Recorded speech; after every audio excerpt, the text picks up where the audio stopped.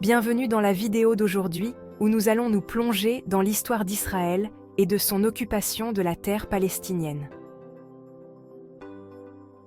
Pour ceux qui ne sont pas familiers avec le sujet, c'est ainsi qu'Israël a volé la terre des Palestiniens et continue de piller des territoires qui ne leur appartiennent pas.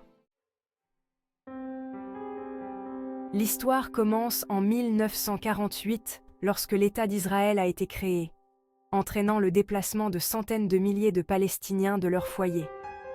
Cela s'est fait par le biais d'une série de guerres et d'accaparements illégaux de terres, tout cela au nom de la création d'un État juif.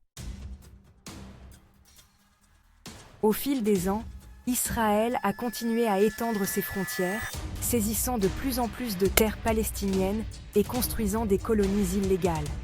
Ils ont utilisé diverses excuses, telles que des problèmes de sécurité et des représailles pour justifier leurs actions. Mais n'oublions pas les massacres et les violations des droits de l'homme commis par Israël contre le peuple palestinien. Tosis. En 1982, lors du tristement célèbre massacre de Sabra et Shatila, plus de 3000 civils palestiniens ont été brutalement assassinés par des milices soutenues par Israël. Avance rapide jusqu'à aujourd'hui, et nous voyons la violence et l'oppression continue dans la bande de Gaza, un petit morceau de terre qui abrite près de 2 millions de Palestiniens.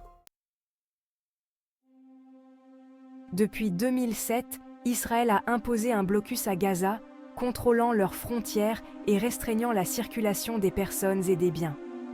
Cela a entraîné une crise humanitaire, avec des pénuries de nourriture, de médicaments et de produits de première nécessité.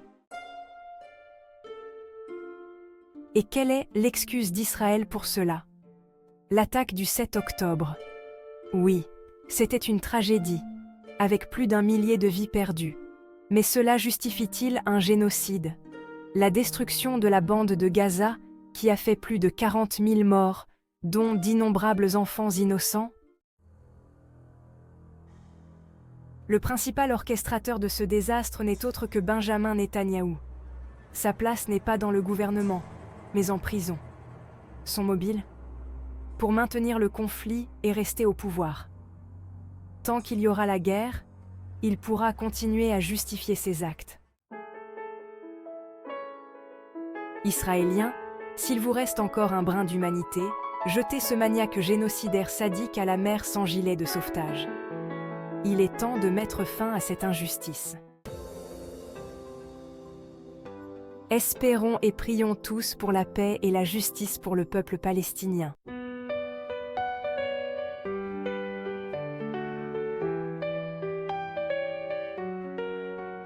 Dans les collines et les vallées, un chant d'espoir s'élève doucement. Les enfants rient, les oiseaux volent, la pluie murmure dans le vent.